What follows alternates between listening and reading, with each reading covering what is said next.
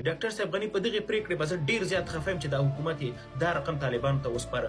خو دغه کوم کار یې چې د دغه مجاهدینو سره وکړ، کوم یې له دغو لنډغرو سره وکړل، دا یې ډېر ښه کار کړی. که نه په دې خاورې باندې که دغه رقم کتله خلک پاتې وای، طالب خو نن بیرغ ښکته کړی ده، د خلکو ناموسونو ته نه دي رسېدلي. خو تاسو د پښتون تر ناموس هم رسېږئ، د ازبک تر ناموس هم رسېږئ، بې عزته کوي یې هم، هر څه ورسره کوي. حقیقت همداره، له دې به سترګې سره نه پټوو.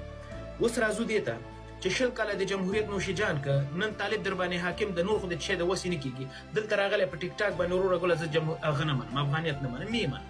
څوک دې پروا ساتي؟ دا 20 کاله دی چې په جمهوریت کې چغې والې، پدرام دې په پارلمان کې خپله خوله د خولې نه تر لاندې ځان وشکوه. چا ورسره دا خبره ومنله؟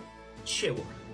پدرام او د پدرام په څېر د نور او د موږ پښتانه هم داسې بې غیرته ول د دوی په قات کې لکه کرزی چې د افغان په کلمې باندې اصلا کې د غوښته چې یو ډول په کمپرومایز وکړي. افغان یم او افغان به مړ کېږم. دا تریخ حقیقت د تی منې نه منې، دا به د 2000 کاله نور هم تاریخ درته لیکي.